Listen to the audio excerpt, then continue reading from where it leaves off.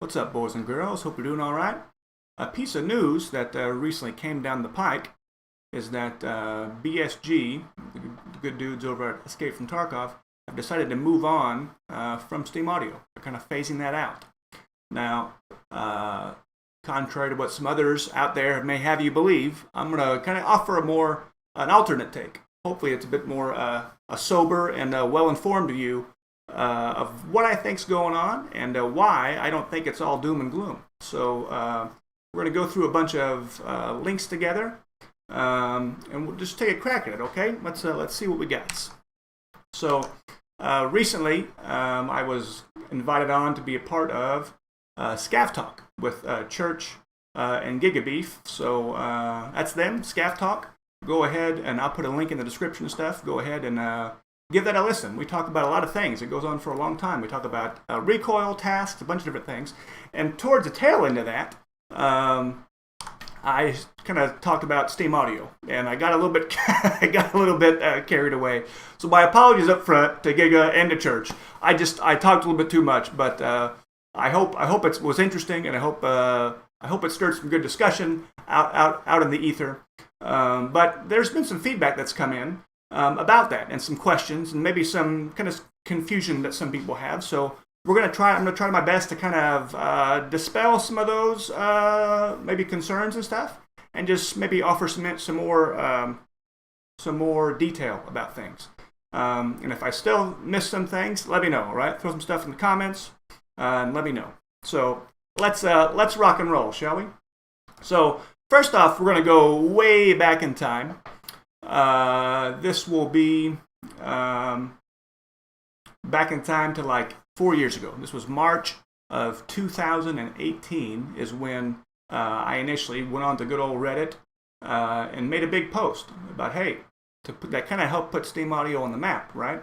And I basically just asked, hey, at the time, Steam Audio, this thing is for free. It's pairs up with Unity. It's a free plugin. And check this out. And there's an awesome demo that they put out that goes through and kind of shows a slice of life about what this can do.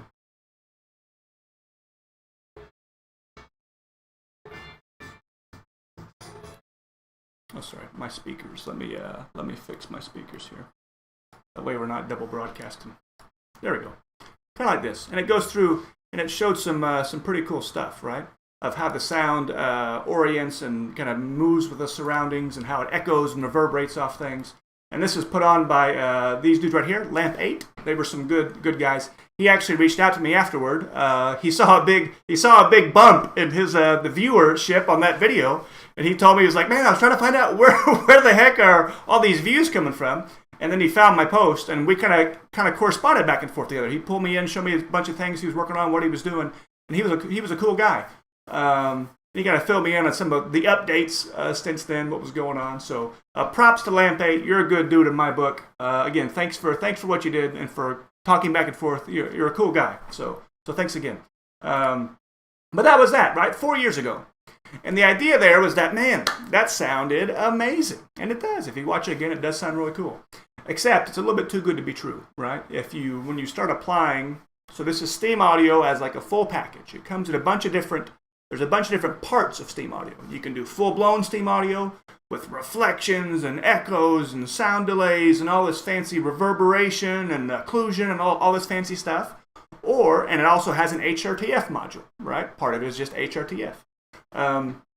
And for Escape from Tarkov, the public-facing builds of Escape from Tarkov have only ever had just the HRTF solution. So all this other fancy stuff that we saw in videos like these that really blew us out of the water, right? It wasn't Escape from Tarkov never touched on those. It just pulled an HRTF, right? So what is HRTF? I got my tabs out of order. There we go. So what is HRTF, right? This stands for a head-related transfer function. I'm going to try to keep this very high level. Okay, I don't want to geek out too much lose you guys too much on the details. But this is a good little. How do I? Can I move that? Let me see. This might help. Okay, here we go. So what you think about this is you have, obviously we have two ears, right? And the way they do this kind of stuff is they're kind of saying, in the real world, they're trying to kind of find a way to kind of fake or, just kind of fake or kind of approximate what sound does in the real world with respect to like our heads. And so what if you can imagine we have two inputs, right? You have a left ear and a right ear. And when sound comes in, if it's coming from like if it's coming from like a certain side, right? Most games will say, okay, you hear it from just that one. So it will just pan it to where you just hear it on that one channel, right? That certain mix, that certain leveling between left and right, right, is what will help you recognize it, where it's at, how far left and right off center. Whereas what HRTF is doing, there's other cool stuff it does behind the scenes, but if you imagine, it's kind of like it does some fancy stuff where it does some stuff where it mixes with the EQ of the sound, so it would make it bring out different, if it's behind you, if it's above you, if it's kind of below you or something, it will change kind of the quality of the sound. Maybe we'll bring in some more low end, maybe we'll bring in some more high end, maybe it will emphasize certain aspects of the waveform, right? But also it will do things where speed of sound's obviously really quick, right? But if you imagine the sound comes in, it will hit, it's just a matter of distance, right? It hits one ear, it will also come in and hit the other ear at a slightly different time, right? So there's some cool stuff, that's kind of why there's a little bit of an overhead with HRTF, if it's done right, is because it's kind of duplicating and mimicking some sounds to where it actually takes in these really, really infinitesimally small delays to help that kind of match, let's say, the average head size and the average like ear canal spacing and stuff like that. Okay, so on a broad level, that's kind of what it's doing. So there's some fun things that kind of showcase this stuff. You've got a fancy one here and I've used this one a lot to talk to people. It's called the Virtual Barbershop, and I'll put links to all the stuff in the description, right? But this is kind of a cool one where you just sit there. And it's these dudes that go through, and we speed it up. Oh, there's no video. There's no video. It's just, they just go through, and they're talking to you. They're telling you about, as they're cutting your hair. You got a guy playing the guitar.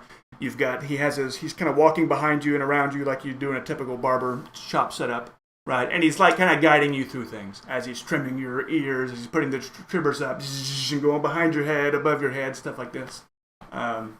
That's a cool one to see some of the effects of it, right? Another one that you've seen used, and this one was for Steam Audio, is it kind of goes through on and off, HRTF on and off, and it's showing, I think even Veritas used this in one of his videos too. It's a famous one, right? The speaker moves around, it shows on, off, and it compares it, okay? Another good one that I like, that I've a bunch of family and friends like to show them to, is this guy's channel. 19 BOZZY 92. If you're wanting some wonderful binaural audio recordings, you scroll down, he's got a whole section, where is it at? Yeah, right here. A whole section just on binaural audio. And I don't know where this guy, obviously he lives close to these racetracks, has access to these racetracks, and it's phenomenal. He does some where he just lets the camera be stationary, and you just hear these early reflections, late reflections, the front end, the tail end of all these sounds as these cars just blow and go through these circuits. And again, because it's recorded in this kind of two mic setup, they kind of, I guess I maybe describe that. They have these mannequins, right? If you're doing it properly, you have these mannequin heads where they actually do model out ears. So you actually physically have kind of like the cartilage of your ear and stuff. And you actually have recessed ports in there that you place the microphones inside these kind of ear canals, right? So again, if you, and that's how you record this, and it's kind of capturing that same phenomenon, right? Where it's capturing that dual sense, or you get those delays just accurately done. And it's phenomenal when those are reproduced. Sorry, I forgot to say, the point I was going to make there about the mannequin and recording things in two mics is that it's really, really good for reproducing a soundscape, okay, from that same perspective. If you want to give what it sounds like to be sitting in that barber chair or sitting beside that racetrack, right? What it would sound like if you were in that mannequin's head, right? That gives you a really good idea of, whoa, that sounds amazing. But when it comes time to kind of pick those sounds apart, let's say, and kind of put them in a game or in any type of virtual environment where the listener gets to move around, right? It becomes a lot more complicated. And it's kind of like, if you ever seen, it's kind of a little bit old school now almost, a thing called photogrammetry, I think is how you pronounce it, where basically it's a way of taking a bunch of cameras and you take like a 360 degree images and like different elevations and stuff around a real life object, and then you feed that into, let's say, Unreal Engine or something like that, and from those images it kind of reconstructs a really highly detailed, picture perfect, representation of that object. And they use it a lot. It's used commonly with like trees and foliage and stuff like this. There's a lot of different asset packages you can go on there and buy. But here's what's interesting about that. Is if you want, let's just picture it as being a weapon. If we were to do that, here's a pistol, and we go around, take it, the end result that we get from that is going to be one hella detailed pistol. But, when it comes time to animate things, that's where you start realizing, okay, it was cool for getting it picture perfect as it is right there, but the second I need to start moving this around, oh no, I got to start breaking things apart, right? If I want the slide to reciprocate back and be separate from the barrel, be separate from be separate little individual components, oh no. The one-stop loop of a photogrammetry around the final pistol is not going to help me much, which is where you'll see which is what you see what the good old folks at Battlestate Games do when they're doing a breakdown of these weapons. They go and whether they're scanning it or whether they're modding it by hand with a bunch of image references or something, doesn't matter. But the point is that they are taking each individual component, that they do those separately, and then you stitch all that together right into the final product. So in the same type of way, if you can imagine something like that here with sound, you can take the head and it will sound perfect as long as you want the person to be right there. But if you want someone to have to stand up and even just be a foot off to the left or a little bit off to the right or a little bit higher or lower, you're going to have a certain way to separate those different sound inputs, right? You're going to have a different a sound engine that helps you replicate those sound distortions and travel and delays and stuff that help that become more modular, right? You have to have it be more flexible now to say, okay, it sounds great here, but if I were to be a little bit here, would it be able to represent that at different EQs, different sound levels, different angles and stuff? And that's where we start seeing right away, the plot thickens, right? So that's the point I was going to make. Let's keep going. So that's kind of some cool stuff just for HRTF, right? Now, out of the gates, one of the big things that people have asked me about or came up, one of the big things that kind of came up in these questions and talks, and I've seen on the forums and Reddit and all these different places, a lot of people incorrectly attribute, a lot of people talk about Hunt Showdown as having some amazing sound. Now, I don't have that game. I played it as a free weekend a few years ago. I think they had a free weekend or something, maybe a week or something like that. And I got in there and kicked the tires, and I could see right away what people were talking about with the reverb, with how it localizes and spatializes sound and stuff. A lot of people are like, man, Hunt Showdown's kind of like, in their mind, it's like the pinnacle of audio, right? And a lot of people attributed Steam Audio, Hunt, as using Steam Audio. But that is not right. No, it's not right. Contrary to all that stuff, it's not right. And I'll show you here. I'll bring the receipts and show you. So this will be, if you go to Hunt Showdown's page, right? Go to the bottom. What's it run on? It runs on the Crytek and CryEngine, right? That's the game engine that it's using. Let's go another place. We got, this was on that same Hunt Showdown page, one of the developers, or maybe it's a community guy, just does a write-up, and what do we see? He's talking about here their binaural audio solution that they build, and it's an in-house thing with our own HRTF plugin that they called Spatial. Okay, so right off the bat, we're seeing Crytek, Spatial, HRTF. then let's go to, they actually use something called, I forget if you double pronounce the W or not, but it's Wwise is how I say it. And what you're doing is you just say, hey, it's powered by Wwise. AudioKinetic, PowerWise, Wwise, let's see. We do hunt. Bam! There we go. Hunt Showdown. Uses Wwise.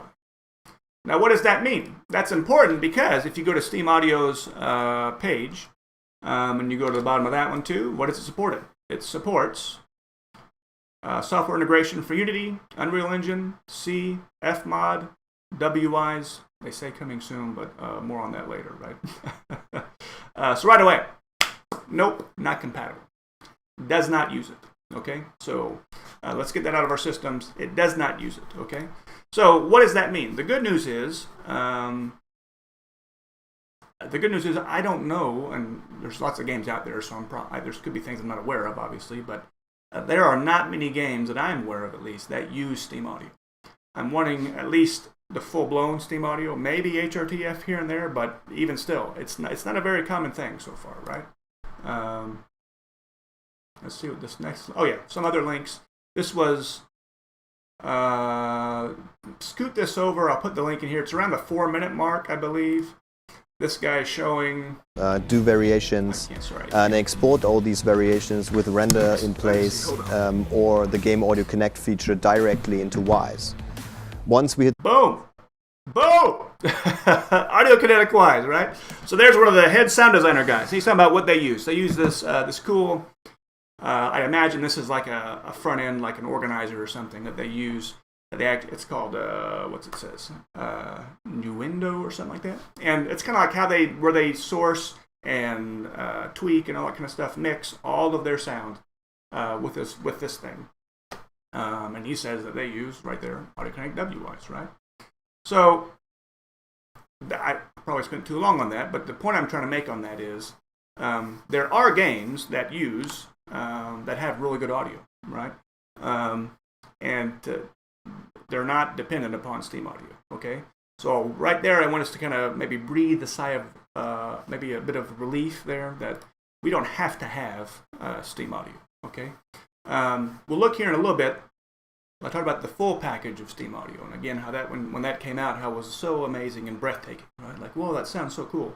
And it's kind of like the initial idea, I assume, was you get your socks blown off by that. You think, man, we want to get this into something like Escape from Tarkov. Wouldn't that be phenomenal?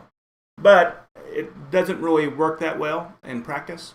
Once you start bringing in, and we'll look at some of that stuff here in a second, once you start bringing in a bunch of those fancy aspects of Steam Audio, there are problems with it on the accuracy side. There's also problems with it on the performance side. And that kind of makes it almost a non-starter, right? For something especially as big and at the scale of a game like Escape from Tarkov. So what that means is we're left with not all those fancy bells and whistles, but just the HRTF solution, okay? Which is good, right? I think there was a big. If you haven't seen it yet, go check out Veritas's video. He's got a really good video in there, like 3 hours long, where what he was trying to show was. He had at the time back then they had a lot of people kind of misattributing problems with EFT's sound and they were attributing it to Steam Audio, saying binaural audio sucks, right? This is horrible. And his point was kind of like, well, no, not really. Binaural audio helps a whole lot. The problems that you're encountering have to do with kind of the foundational elements of Escape from Tarkov's kind of base sound engine, right? And he's right on that. So he did a bunch of kind of like a blind study with these guys, a blind test, where he pretty much kind of had them eyes closed almost and just kind of listen. And they tried to pick out sounds. Okay, is the sound in front of you? Is it behind you? Is it above you? Is it below you? And he had just people, guess the position. And what was interesting was, like without the cool adjustments, with binaural off, with HRTF off, it was very, very hit or miss. People had a hard time localizing any of those sounds. They got it wrong a bunch, right? And then when he put on binaural audio, their performance went up drastically, right? some ways like a 5x improvement, right, on the results, on the accuracy of what people were hearing. But here's what's interesting there, is even with that huge bump in accuracy, the ending number was still around 50, between like 52 and 56% from the people he tested, right? And you think, that's not so bad. And it's like, whoa, that's huge, right? That's huge. If we're looking at a sound solution where people get it wrong about 50-50, right? That's not good. And it may not sound that big of a deal if you're picturing like front versus back or up versus down, right? But it is, right? That's a big one. Especially if we take the 3D aspect out of it and just look at like a stereo system. If you were to do like a sound test on someone and have them, I'm going to play every sound off the left channel with this person and see if they're accurately saying left channel, right? If every now and then they say, no, I'm hearing it on the right side, it'd be like, whoa, wait a second. You just heard on the right side? Okay, stop. Let's do that again. Do the test again. And again, left. Every now and then someone says, right side. Whoa, stop. All of those sounds were from the left side. So you kind of think there might be a problem with your hearing or something, right? And I guess that's kind of the bigger point. The bigger picture is if we get off the battle of binaural on versus binaural off, and just look at the results of HRTF, we see that it leaves a lot to be desired, right? And that's because that's because it's very difficult to fake it, right? Like even with those fancy algorithms that we can do to approximate sound's travel, our brains are still one up, right? Our minds and our brains are still that much smarter. Our ears are that much more sensitive. Like, hey, I've been hearing things my whole life, right? You can't fool them. So what's interesting is how they kind of pull in, let's just say, extrasensory perceptions, right? It's not just our ears. When you're in like a game, playing a game, you have your mouse and your keyboard, you're moving around, you're stepping around, you're looking around, right? There's all these other little subtle cues that can be brought in to kind of help inform the player of what's going on.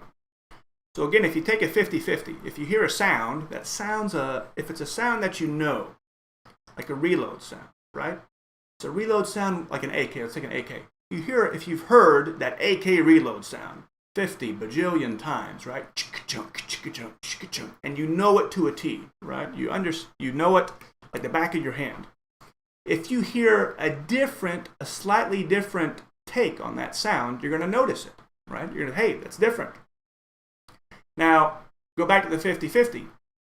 You might know that it sounds different, but because of the inaccuracy with kind of tricking our ears, it's like, well, we know it's different, but I don't literally hear something from my front. I don't literally hear something from my back. I don't literally hear something from my top or bottom. Like, it's not not to dog it too much.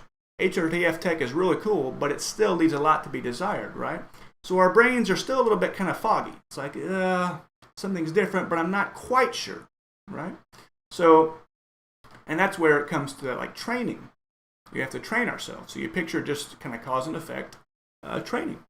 If the player hears a sound and it sounds like it's right, sounds like it's different, and if he's playing with his character, he can see that, well, there's no one in front of me, right?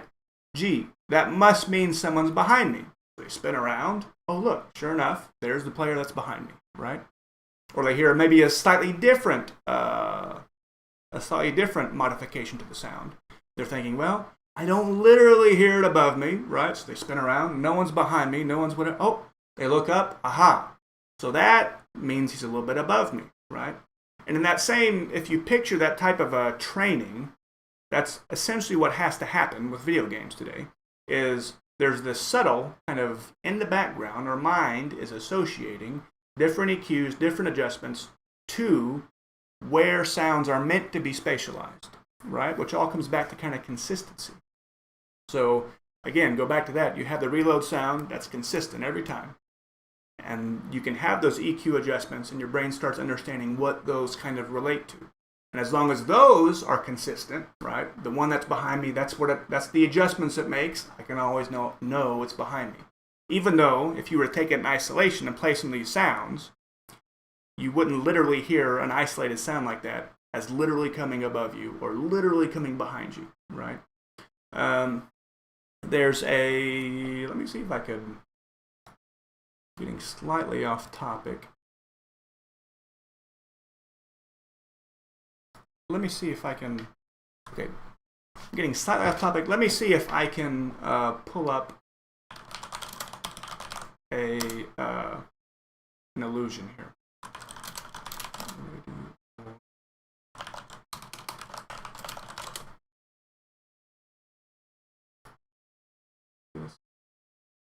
Yeah. That's what I was going to show. So what becomes interesting with this type of stuff is, so again, it's a trick for our brains, right? The way they do the HRTF, it's a trick. It tricks us, okay? And it's very similar to, if you've seen some of these like optical illusions, it's kind of the same thing here. It's very interesting. You've seen this before, maybe? This is a famous one. There's a bunch of these. This is a famous one. Where you look at something like this, and the question is, what do you see first? Or what do you see? Do you see an old lady wearing a shawl, like with her head down? Or do you see a beautiful woman kind of in profile, kind of looking away from you, right? And depending on how you initially take it, right? So, I can't point at the screen. But if you take a moment, you can see there's one with the old lady. You can kind of see both eyes a little bit, and this part, that part on the side is her nose, right? Then it curves down, that big old jut out is her mouth and her chin, right? And she's kind of got this big old furry thing, and then her head on the top with so that's the old woman, right? The other is a young lady. So picture where that chin that sticks out, where the necklace, where that mouth is, the cut is with the mouth, that's actually the neck.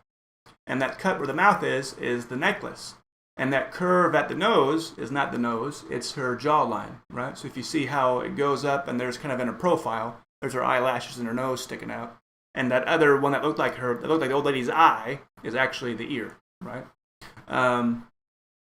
What's interesting about these types of tricks is, despite people how they see it one way or the other, what's interesting is you look at some of this stuff long enough, you're able to kind of toggle it on and off, right? Like I can look at, I know the trick on some of these, so I can see, I see the old lady and I can see the young woman, right? There's a bunch of those like that.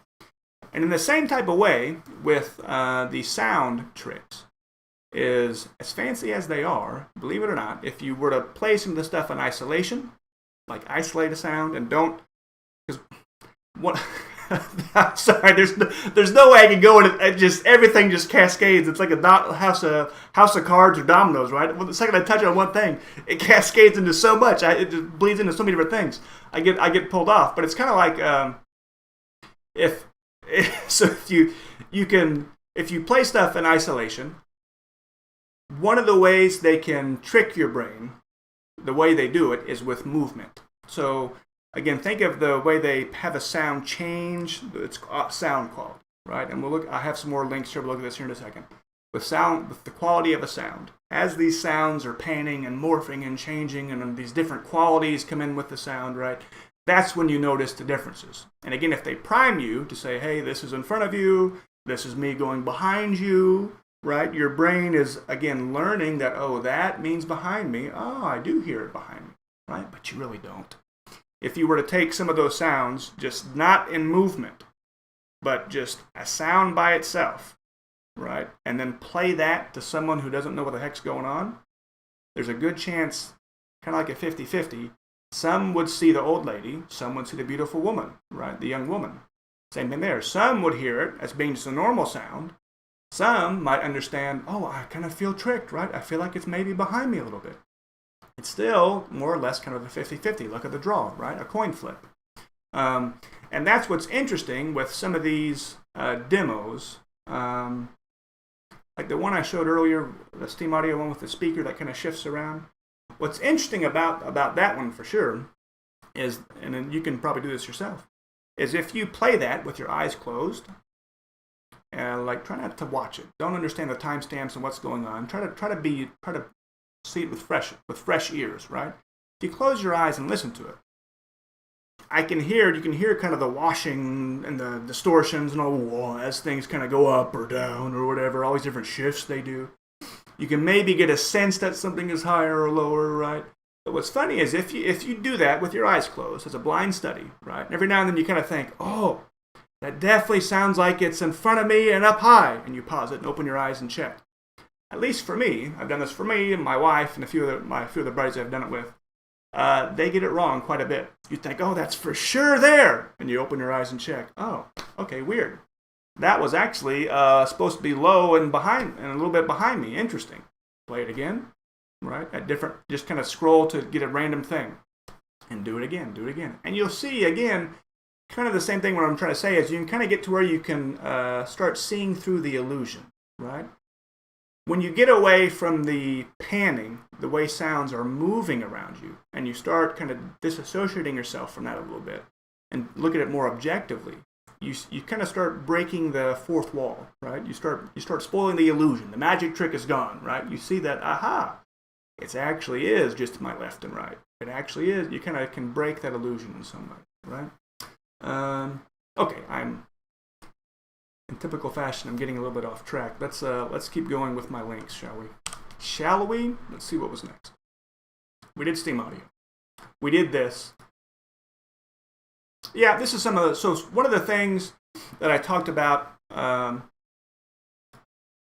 I'll put a link to this. I'm not really going to play this too much. One of the things I talked about in that video is with the podcast with the ScavTalk guys is this thing called Project Acoustics.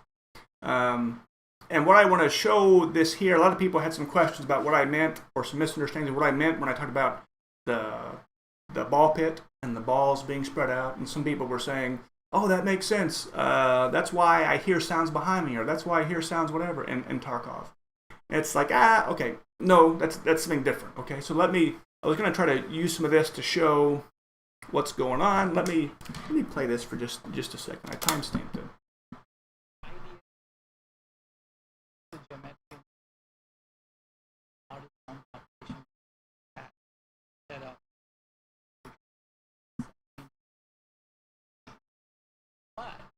One great thing about like drawing volumes and doing things yourself is you have control, right? You know exactly what your intent is and you're able to express it.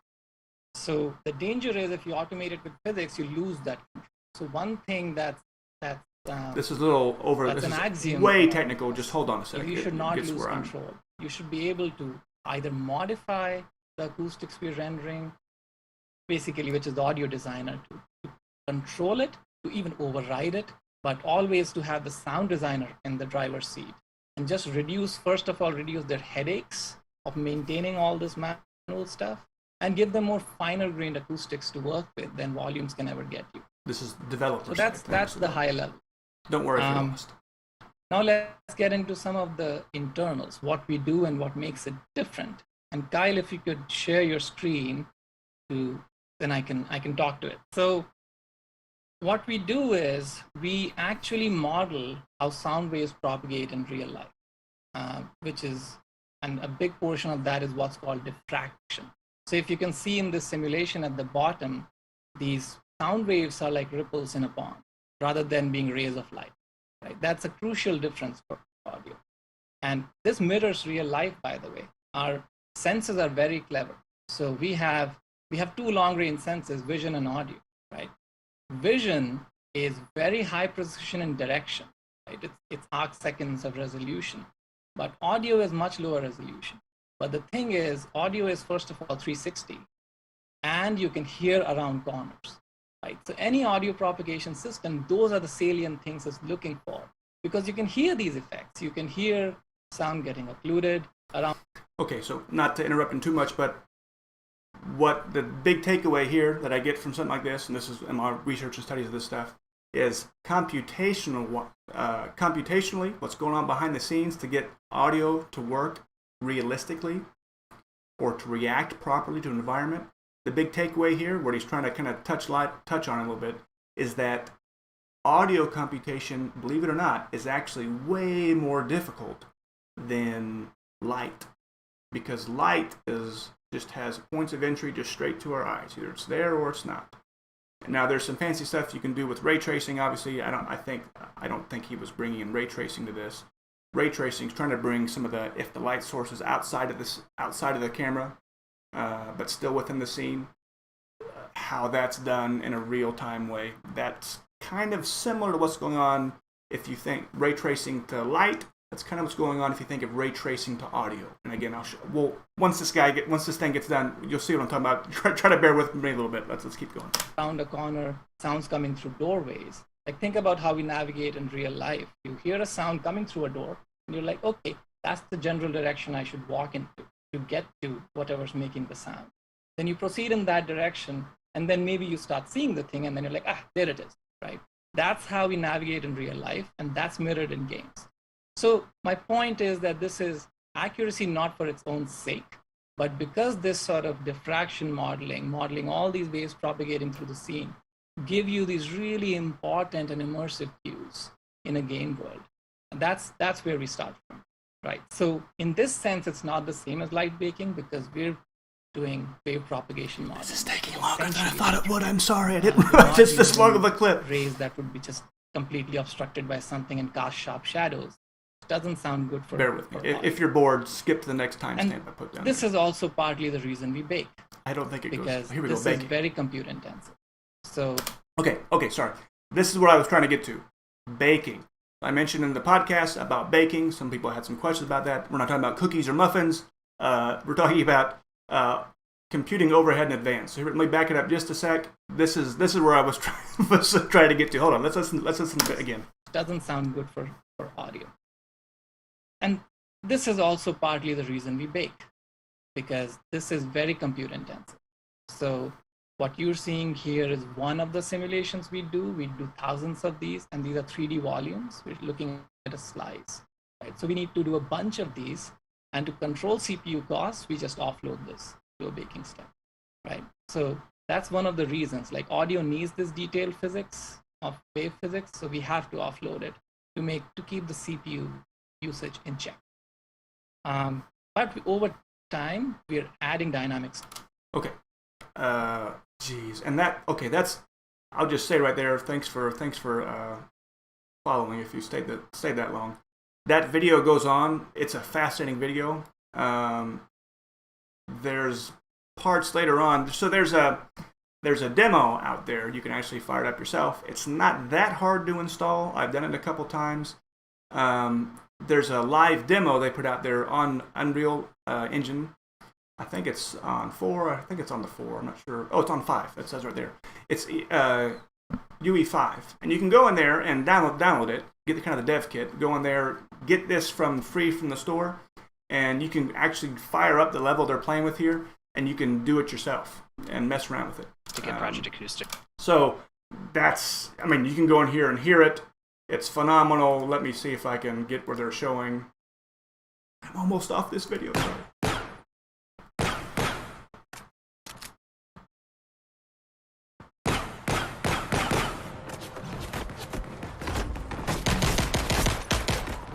You'll see it goes from enabled, disabled.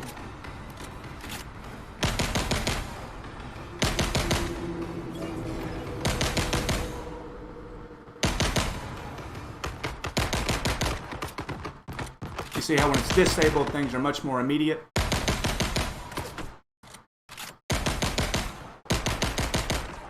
And this, okay, I'm going to stop it. But if you do that part with this demo, go to this area he's at where you're down low. You can play with this narrow hallway. There's a part where it has all these curves and small little rooms. That really showcases it well as far as the cascading of sound and when it's shooting, explosions, all this kind of stuff, what it can do. It is really, really cool. But okay, that was long-winded. Let me see what my next links were. Okay, so one of the things I talked about was the ball pit. We're back to the ball pit. I wanted to show what that was. So these are, they call them probes, is what they call it. I think they might even, other engines might call it nodes or whatever. But these are probes, right? There we go, that's a good one. Probes. Now, trying to think how I could play this out. So what is, again, I'm not trying to make this an advertisement for anything. I'm just trying to help us understand what makes this stuff complicated, okay? So if you imagine, if you guys don't mind, let me come back to this. Let me come back to this once I show.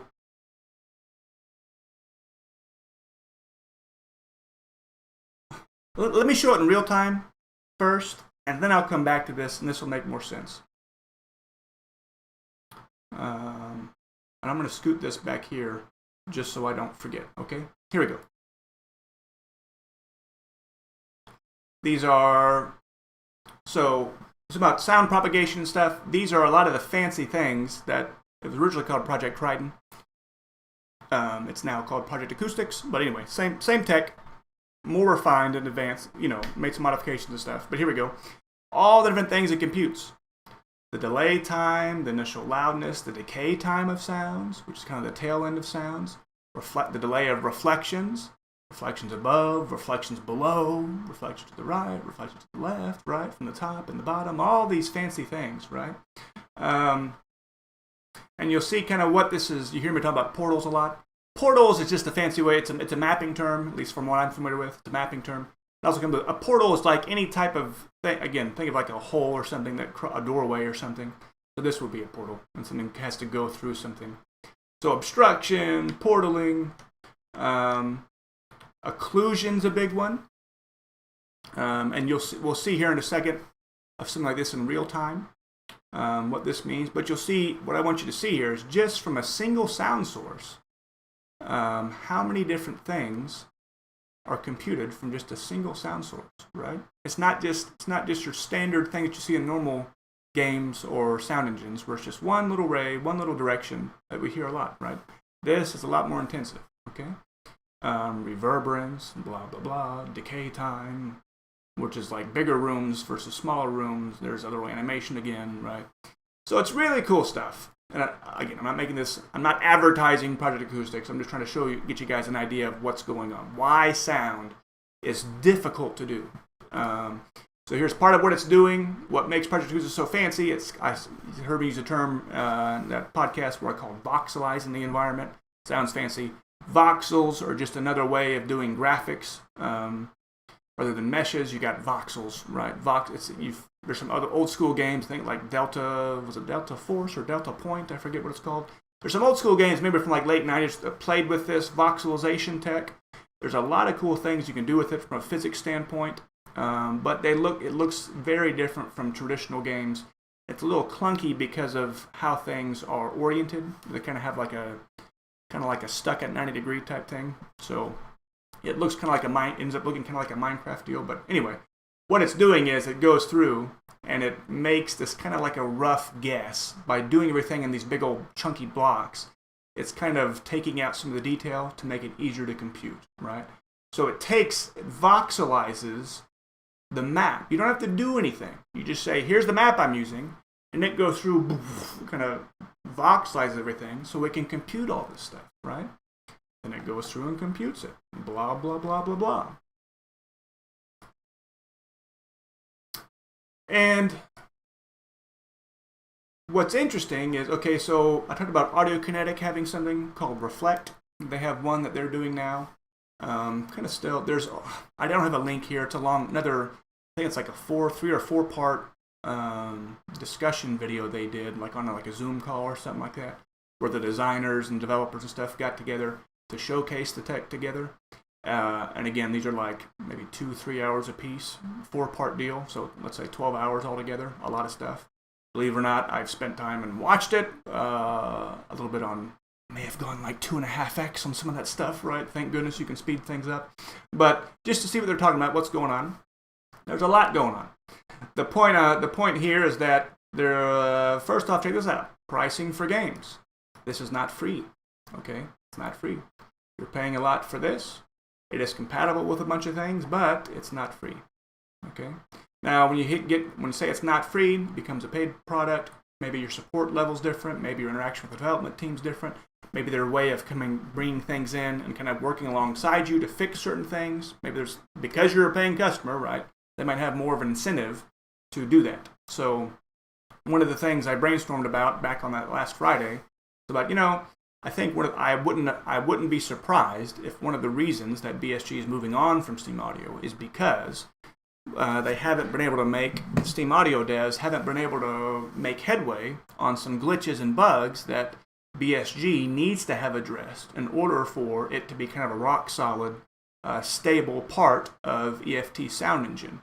And it seems I was right, because if you looked at, Nikita did a recent blog, what am I trying to say? He did a recent, a podcast appearance with, they call it Girls of Tarkov, and they asked some really good questions to him, and that was one of them with Steam Audio, and that's what he said. He pretty much said, yep, we tried it out, work with them, they kind of they're not able to accomplish what we want, so we got to move on, right? And a lot of people think that because Steam Audio is open source, just go in there and fix it yourself, that's not really how it works. There's a lot of, I don't know Steam Audio directly, but there's plenty of open source projects that have, let's say, 90% of it is wide open for you to see, but they sometimes do have these areas of the code base where they do say, hey, this is us, in-house proprietary, and they don't share that stuff. That's not too uncommon. I don't know if Steam Audio did that, but even if they didn't, even if they gave everyone full free range of the code base, to think that someone at another game studio is able to hop in there and force and fix certain things in the Steam Audio, that is way, I don't think that's how it works at all. That is, some of this stuff is way complicated. I mean, that's, to be a dev for Steam Audio on top of your own game, that's a lot, right? So a lot of this stuff, I'd imagine, is just being sent up the food chain. Hey, Steam Audio, we need some help. Here's what's going on. Help us fix it. Maybe they answer, maybe they don't. I mean, think about how you feel whenever you submit bug reports to BSG about Escape from Tarkov. Well, that's essentially what the relationship BSG would have to Steam Audio. We have problems submitting bug reports. Please address this, right? Maybe they do, maybe they don't. For whatever reason, it seems like it's not making as enough progress as BSG would want. And that's understandable. I can understand that. Especially if they're getting to the point where they're trying to ramp it up to release version 1.0. They need to know right now that these bugs will not be part of their final product. And if they don't have those assurances right now, if they don't have the confidence that those will be able to be addressed, it's like, hey, we're not going to bank on this in our game, knowing there's a good chance it's going to have a lot of bugs and glitches, like the sound pop-ins and stuff. That's a no-go. You can't have that in a fully released game, right? So here we go. Check this out. This is when I reload it, it doesn't save where I had it before. Let me try to find it. Sorry. So this is a real-time thing. This is a sound design demo. This guy's doing. Go back to Unity with Wwise with that Reflect plugin. Earlier, mixed with a reverb to simulate the environment around. There we go. Here's the part I wanted to show. So look at this. This is a single sound source, and this is a single listener. And I want you to see how many different rays. The rays read all these lines, right? All these different computations that are being made for just this surrounding geometry. So you've got what? 1, 2, 3, 4. Let's say 1, 2, 3 freestanding pillars, a fourth one with a roof, and this room type thing back here, right? Let's just say, I don't know, let's just say 12, 15 surfaces, let's just say. This is all done. And look at that.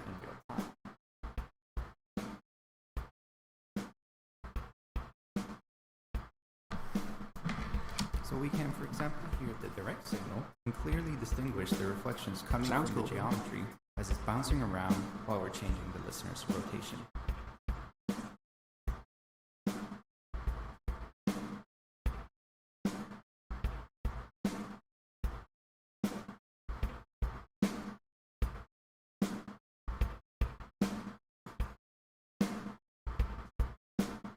Yeah, so there's that one.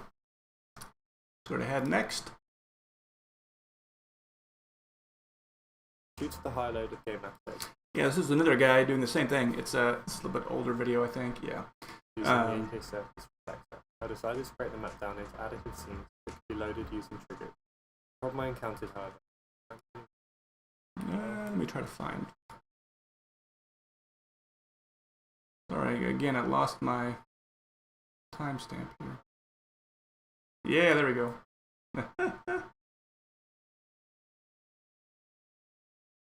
So there he is in the game, and this is kind of like, if you picture this is like the testing suite or whatever. You can see this. Let me take my face off of it so you can see better. So this is one barrel. There's one fire barrel somewhere in this thing that's emitting a fire sound.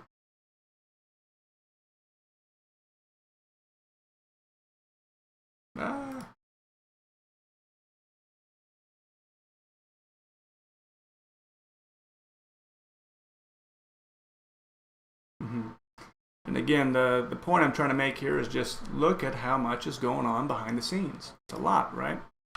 It's a lot. So imagine that with an even more complex map, with multiple actors, multiple players, multiple sound sources, right? You can understand really quickly how the number of, let's just say, raisecast, right? The number of computations needed to replicate this just astronomically starts going through the roof, right? It's an exponential increase, right? It starts becoming way unwieldy. So that's where baking comes into play again. So I'll try to keep this brief. You guys wanted to know, so I'll try to do my best to describe it, right? Let me try to get some more light here. So, go back and see that again, where they're doing all this stuff in real time. Okay? What baking does is you go and you set these little blue boxes, right? Or these probes. Okay? The engine goes and sets up these probes. And these probes are so just pick, that's the way I like to see it, is just a ball pit spread out all over the floor, right? And what it's doing is it's going to go through for every single ball. It's going to take every other ball and say, if a sound were to be played right here, so picture in this one, here's our listener, pretend that's a ball for a listener, and this is a ball for an emitter. It's going to say, if we are if we're listening from right here, if a sound plays from right here, what needs to be computed? And it goes through and computes it. Then it goes, okay, our next ball is, let's say, right here. A sound plays from right there. What needs to happen? And it would go through, make all of those adjustments, right, that happened from a sound right there, and then play it to this listening position. Okay, next ball, next ball, next ball. Picture it has a ball nestled deep in this little room over there, right? Underneath that ledge.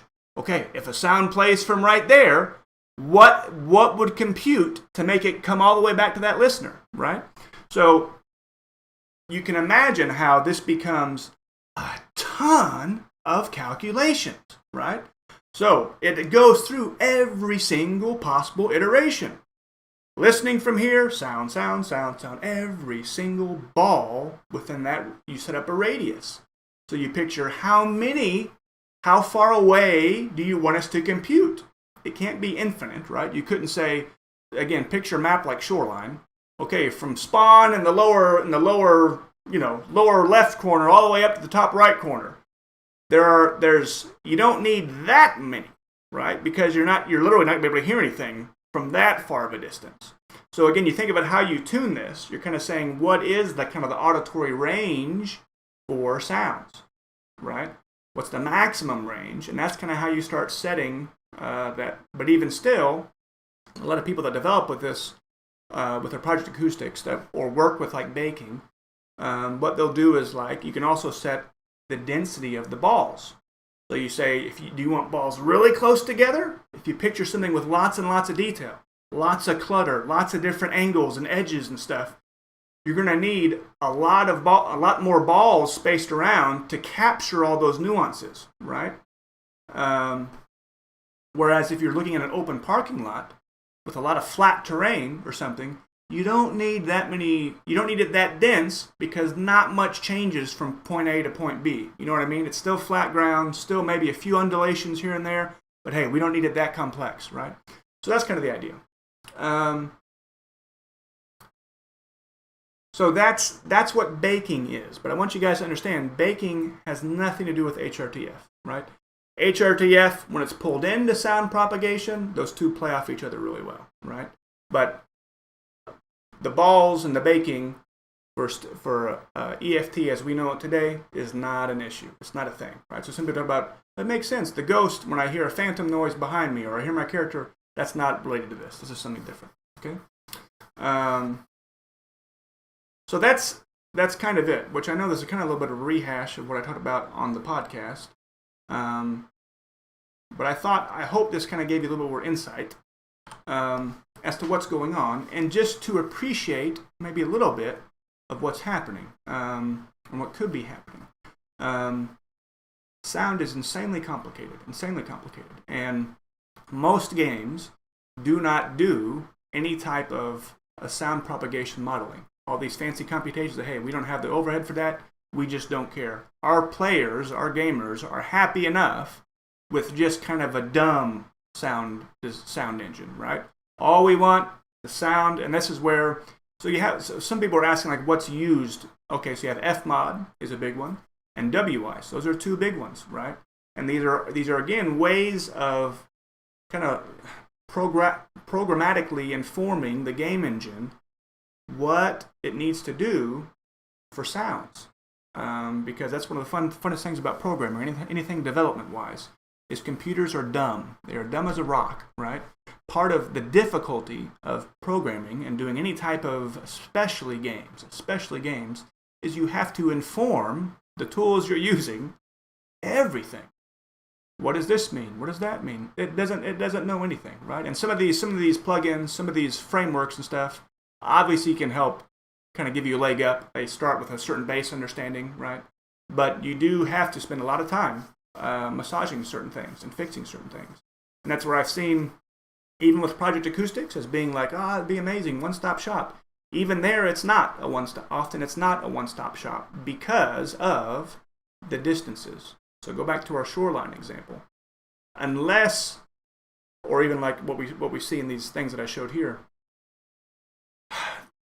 the further out you want this ball pit to expand into. And this one, I'm talking too much again, but this one showed it as like a level playing field. When I did some, like, all the balls are on the same level as the player. What's interesting is there's a setting that you can do, and I want to say I engaged it when I did my Unity test with Project Acoustics. You can also have the ball pit fill up a volume. So it will fill up the whole room, like, vertically also. Because what's going to happen is you have these big cavernous spaces, right? Well, I don't need to know the sounds just on a level playing field. I also need to know what the difference is going to be if the sound's way up high in the corner, right? Or way down low or something. So you picture, again, a ball pit like a 3D ball pit filled up with water or something, right? Floating. That's a ton of computations, right? Even more. So it's fascinating stuff. It's fascinating tech. Some people say, hey, just go to something normal. If we could have just a CSGO level of sound or Valorant level of sound, that's good enough. And to a certain extent, they might be true, right? That might be right. But I do know, and here's some interesting, here's some other things to consider, is most games, and this is just me talking out loud just from my own experience, most games design around vertical audio. They try to design their games in such a way that vertical audio does not interfere too much, okay? So I want you kind of think, that doesn't make any sense. Yeah, they do. But pay attention. If you go and you look at, I played Valorant a while back. That's a good one. I've talked about that one a few times, but you can see it especially in their map design. They use a lot of ramps, okay? Like hard ramps. And you're saying, well, what does that matter? Well, that means if you look at if you pay attention next time you're playing that game or games like it, pay attention to how many times you are directly over or directly below another player, like directly, right? And pay attention to when that happens. And you'll notice that it doesn't happen very often. And they do that intentionally because verticality, even with HRTF, verticality is still a bit confusing, okay? It's not perfect, okay? We don't literally hear something above us or below us, right? So they try to make it as minimal as possible by using things like hard ramps or by differing materials, okay?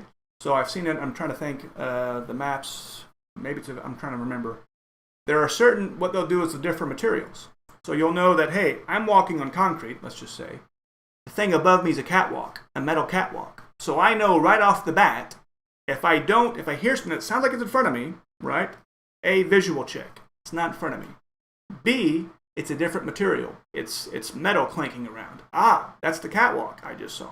Naturally, it kind of helps inform the player that that's where the person is. He's higher on the catwalk, right? So where does this come into play is, or if you look at even staircases, there are plenty of games that use staircases. They typically tend to use really wide staircases. They typically kind of wall off the staircase, right? So think of it as just kind of like these tunnels that kind of meander around the staircase, not open staircases. So when it comes to sound propagation, a open spiral staircase is kind of one of the creme de la cremes, right? If you can show good sound propagation in a spiral, in an open-ended, open-backed spiral staircase, that's like one of the ultimate tests, right? And you'll see that there's plenty of times in Tarkov where, let's take Shoreline, the different levels of Shoreline, players are directly above and below each other, and it's the same material, okay? And you'll see other games, I'm going off Valorant, there's certain maps they have, I'm picturing it's like a Spanish map, I'm going to say there's a part where it's like a bell tower or something. You have tile floors, and I think there's even tile floors up there, but here's where it's interesting. They'll make the height difference is pretty big, okay? And I'm thinking of other games I've played. They tend to play with verticality tends to be really, really high. Again, so you get out of, if you imagine sound traveling in like a sphere around a player, right? If you imagine, here's player one, here's player two, right? They're crossing over each other. If they're too close, picture the spheres of their sound, how far the sound travels, right? If their spheres kind of meld into each other, right, it can be confusing. He sounds like he's right in front of me, that distance, right? But that same distance is actually the player right above me, right? If that makes sense. It can be confusing. So one of the things, again, design around it is you'll separate the players enough to where even though if you hear something that is above you, the distance will be so great that you will know, hey, I obviously see nobody in front of me. I obviously, right, here you can spin around, no one behind me, but the distance is so great that it can kind of play with the occlusion differently to where it's not as jarring. Doesn't feel as immediate, right? So, man, that was long. Much longer than I thought it was going to be, but I hope it helps. I'm just doing this on my break right now, so I'm sorry it wasn't as structured as I'd like it to be, but I hope it helps. Long story short, I'm encouraged by it.